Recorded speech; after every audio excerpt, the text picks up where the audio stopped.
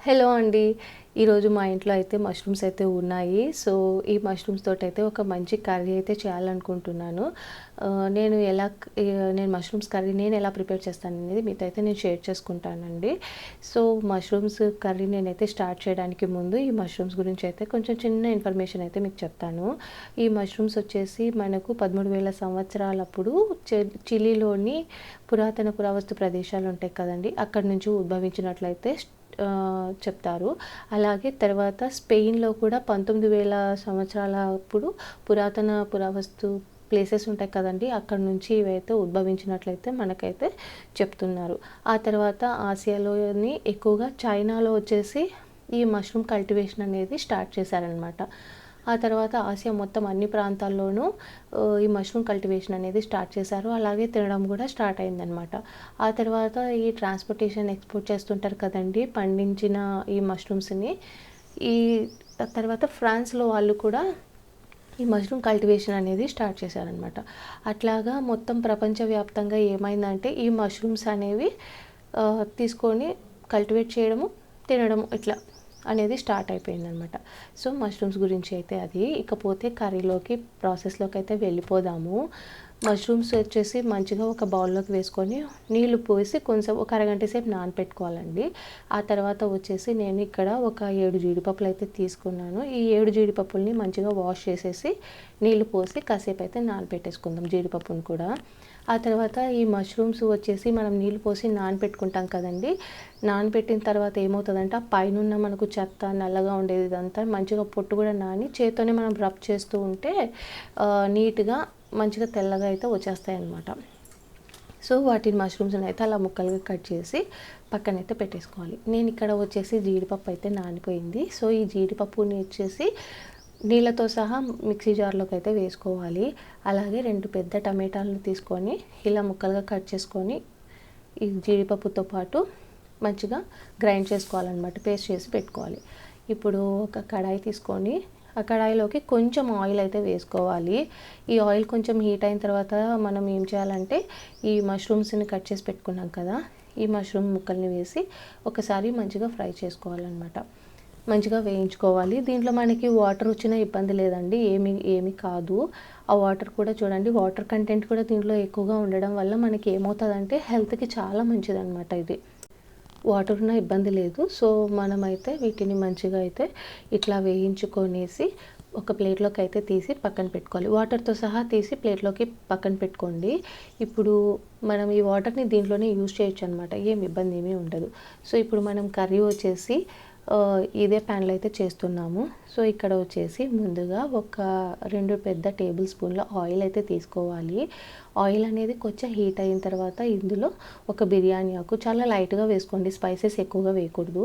So, ఒక బిర్యానీ ఆకు, 3 లవంగాలు, ఒక చిన్న ఇంచు దాల్చిన చెక్క వేసి ఒకసారి మంచిగా అట్లా వేయించుకోవాలి. అవి కొంచెం వేగిన తర్వాత ఇలా సన్నగా కట్ చేసి పెట్టుకున్నాం కదా! ఈ ఆనియన్స్‌ని కూడా దీంట్లో వేసుకొని మంచిగా వేపుకోవాలన్నమాట ఆయిల్‌లో. సో, మీకు నేను ఆనియన్స్ అనేది మంచిగా వేగే లోపల మనకి మష్రూమ్స్‌లో మనకి ఇంకా ఎక్కువగా ఏమేమి ఉంటాయో ఒకసారి చూద్దామండి. మనకి మష్రూమ్స్‌లో వచ్చేసి తక్కువ క్యాలరీస్ అనేది ఉంటుంది.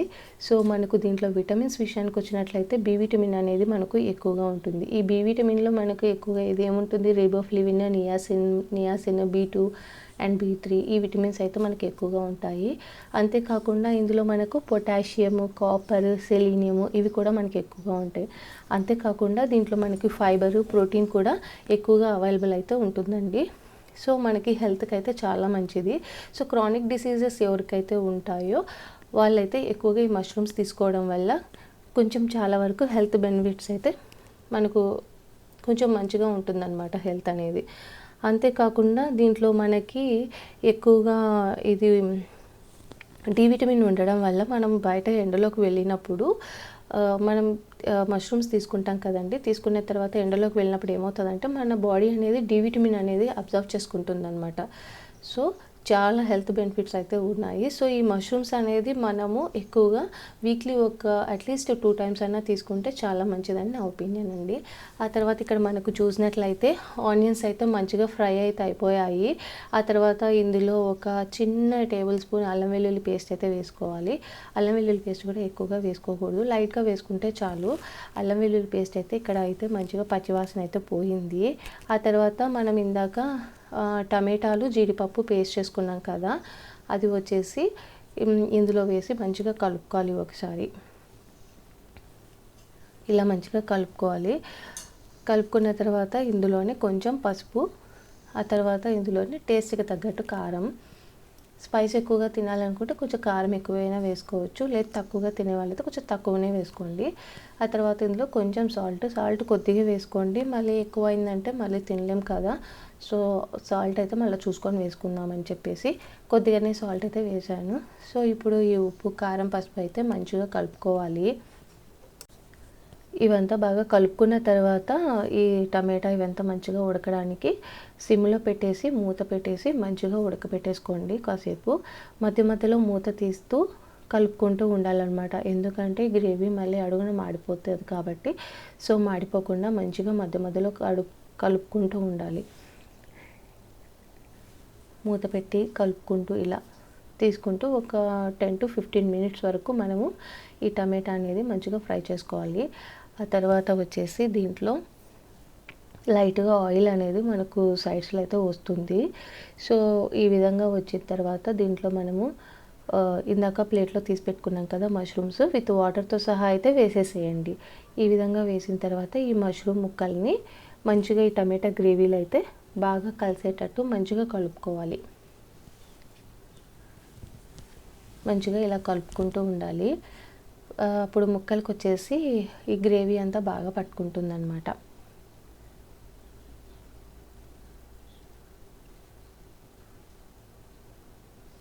సో, ఇలా మంచిగా కలుపుకున్న తర్వాత మనం ఇక్కడే టేస్ట్ చేసుకోవాలండి. మనకు ఉప్పు, కారము సరిపోయిందా లేదా అనేది ఒకసారి చెక్ చేసుకొని ఇంకేమైనా షార్టేజ్ వచ్చుంటే వేసుకుంటే సరిపోతుంది ఇక్కడే. ఇక్కడ వచ్చేసి నాకు కొంచెం సాల్ట్ అయితే తక్కువ అనిపించింది. సో, నేనైతే ఇక్కడ కొద్దిగా సాల్ట్ అయితే యాడ్ చేస్తున్నాను. తర్వాత ఈ సాల్ట్ కూడా వేసి ఒకసారి మంచిగా కలిపేసి మూత పెట్టేసి కాసేపు కుక్ చేసుకోవాలన్నమాట వీటిని. సో, ఇలా కుక్ చేసిన తర్వాత కొద్దిగా వాటర్ అయితే ఇప్పుడు పోసుకోవాలన్నమాట. కొద్దిగా నేను మిక్సీ జార్‌లోనే కొంచెం వాటర్ వేసేసి తిప్పి అయితే పోసేసుకుంటున్నాను దీంట్లో. సో, వాటర్ వేసిన తర్వాత ఒకసారి మంచిగా కలుపుకుందాము. ఇలా మంచిగా వాటర్ వేసి కలుపుకున్న తర్వాత ఇందులో కొద్దిగా జీరా పౌడర్ అయితే వేస్తున్నానండి. జీలకర్ర పొడి. తర్వాత కొంచెం ధనియాల పొడి.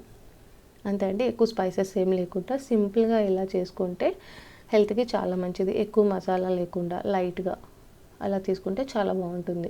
ఆ తర్వాత మూత పెట్టేసి కాసేపు మగ్గించామంటే ఆ ధనియాల పొడి, జీలకర్ర పొడి ఫ్లేవర్ అనేది కొంచెం మష్రూమ్ ముక్కలకైతే బాగా పట్టుకుంటుందనమాట.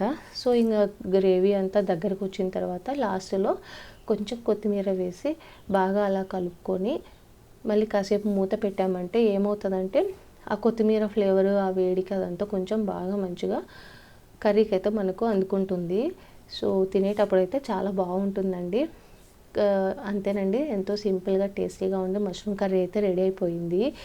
ఇదైతే ఎక్కువగా రోటీస్‌లోకి జొన్న రొట్టె కానీ, నాన్స్ ఇంకేదైనా అట్లా రుమాలి రోటీ అలాంటి వాటిలోకి అయితే ఈ కర్రీ అయితే చాలా బాగుంటుంది. నేనైతే సింపుల్‌గా చపాతీ చేసుకున్నానండి. చపాతీలోకి అయితే నేనైతే ఈ కర్రీ అయితే తినేసాం మేమైతే. సో, చాలా బాగుంది. మీకు ఈ వీడియో నచ్చినట్లయితే లైక్ చేయండి, షేర్ చేయండి, సబ్స్క్రైబ్ చేసుకోండి. Thanks for watching.